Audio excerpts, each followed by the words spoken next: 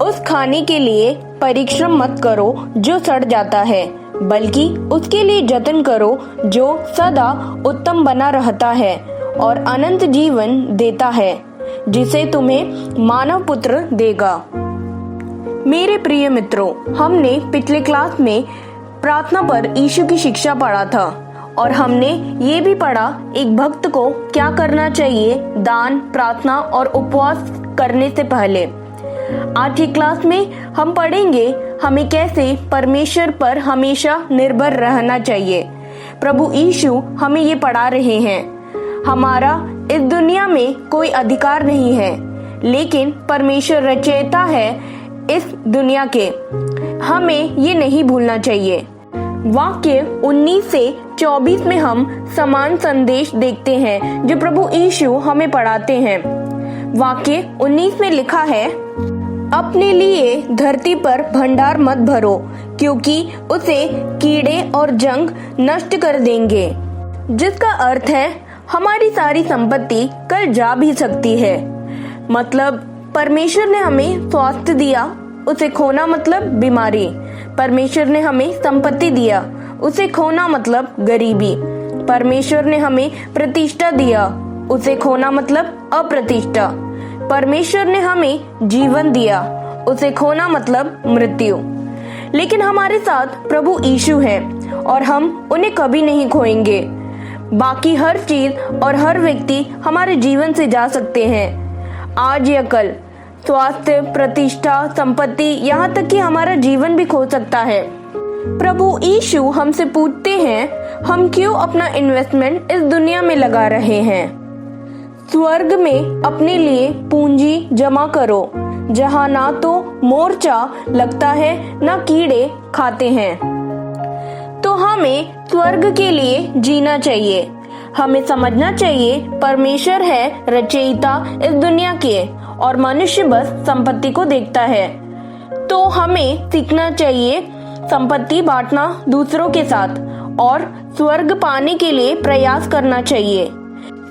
इसीलिए प्रभु यीशु कहते, स्वर्ग में अपने लिए पूंजी जमा करो। मनुष्य की मृत्यु हो जाएगी तो उसे अपना इन्वेस्टमेंट स्वर्ग में रखना चाहिए। वाक्य 21 में लिखा है, क्योंकि जहाँ तुम्हारी पूंजी है वही तुम्हारा हृदय भी होगा।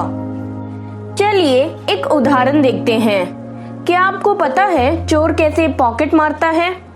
जब वो रेलगाड़ी या बस में चढ़ता, वो उन लोगों को देखता जो सो रहा है, और जब जो व्यक्ति सो रहा वो बार बार उठकर शर्ट की पॉकेट देखता तो चोर को समझ आता कि पैसा शर्ट की पॉकेट में है। अगर जो व्यक्ति सो रहा है वो बार बार उठकर अपने बैग को देखता, चोर को समझ आता कि पैसा बैग में है। और अगर वो जीन्स की पॉकेट में देखता वो व्यक्ति, तो चोर को समझ आता कि पैसा जीन्स की पॉकेट में है। अगर हमारा इन्वेस्टमेंट इस दुनिया में है तो हम अपना जीवन व्यर्थ करते हैं, लेकिन अगर हमारा इन्वेस्टमेंट स्वर्ग में है तो ये हमेशा हमारी मदद करेगा। आगे वाक्य 22 और 23 में लिखा है, शरीर के लिए प्रकाश का स्रोत आंख है, इसलिए यदि तेरी आंख ठीक है तो तेरा सारा शरीर प्रकाशवान रहेगा, किंतु यदि तेरी आंख बुरी हो जाए तो तेरा सारा शरीर अंधेरे से भर जाएगा। इसलिए वह एकमात्र प्रकाश जो तेरे भीतर है यदि अंधकारमय हो जाए तो वह अंधेरा कितना गहरा होगा। ये वाक्य हमारे आंख के बारे में नहीं है और ना ही हम क्या देख रहे हैं। इसका अर्थ है जहाँ हमारी पूंजी है वही हमारा हृदय होगा। अगर हमारी दृष्टि स्वर्ग पर है तो हम प्रकाश में हैं, और अगर हमारी दृष्टि भूमि पर है तो हम अंधकार में हैं। इसका अर्थ है अगर हमारे हृदय में लालच, ईर्ष्या, क्रोध, नफरत, बदला, कंजूसी है तो हमारा जीवन अंधकार में है।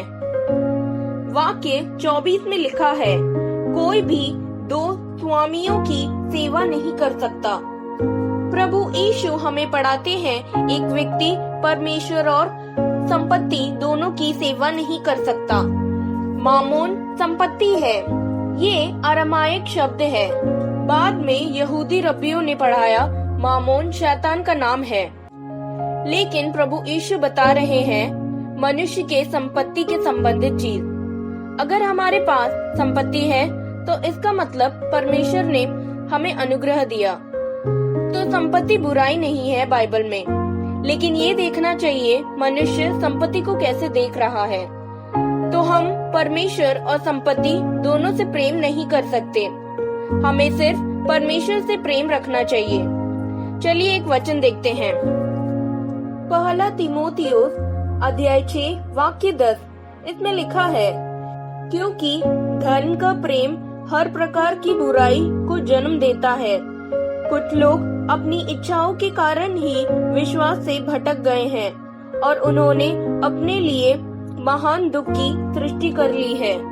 वाक्य 25 में प्रभु यीशु कहते, मैं तुमसे कहता हूँ अपने जीने के लिए खाने पीने की चिंता छोड़ दो, अपने शरीर के लिए वस्त्रों की चिंता छोड़ दो। हम अपने जीवन में रोज चिंतित रहते हैं, लेकिन क्या हम चिंता करते हैं कि हम क्या स्वर्ग जाएंगे कि नहीं? यहाँ पर समस्या यह है कि क्या खाएंगे और क्या पिएंगे। अगर हम खाएंगे या पिएंगे नहीं तो शायद हमारी मृत्यु हो जाए।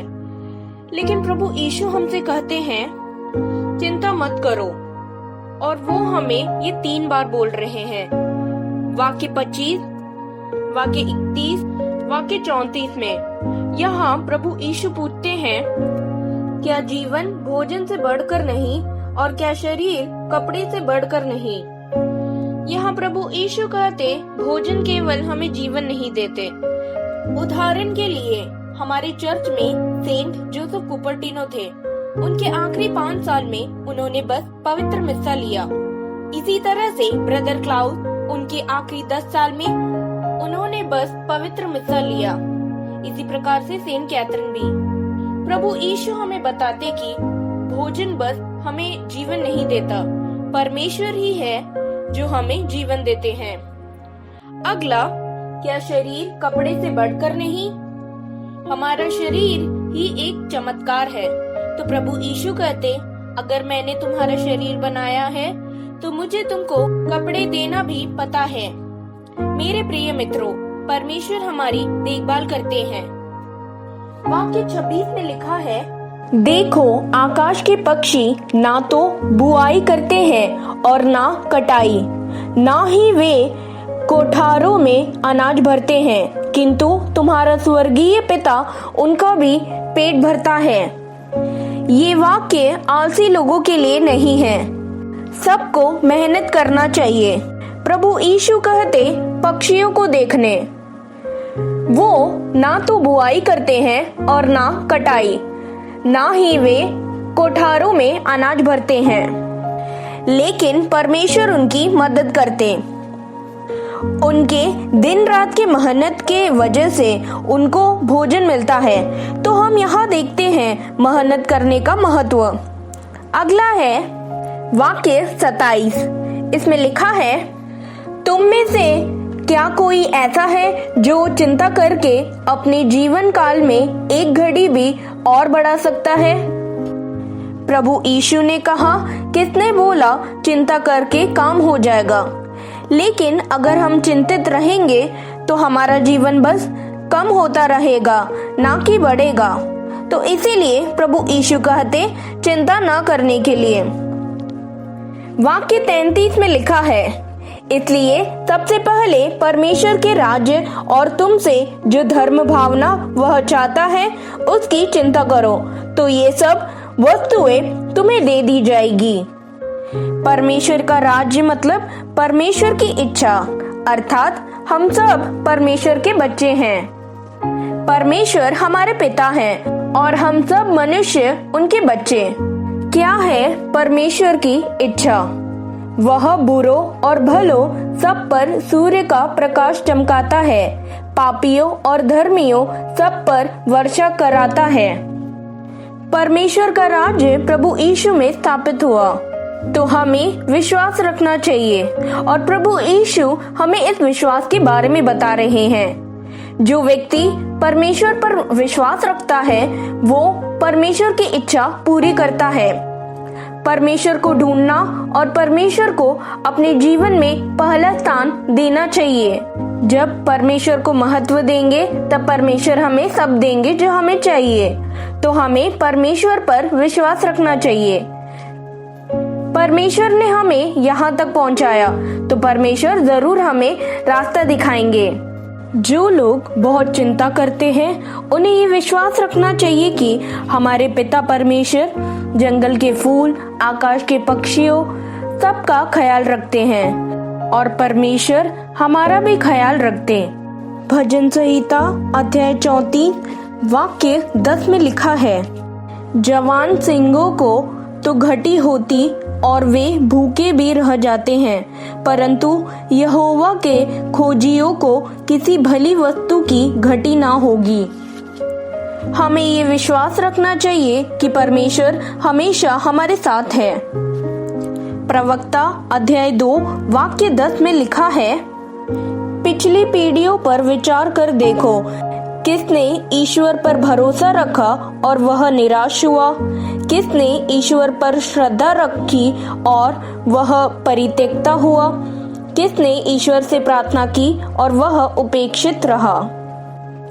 इसलिए वाक्य 34 में प्रभु यीशु कहते, कल की चिंता मत करो।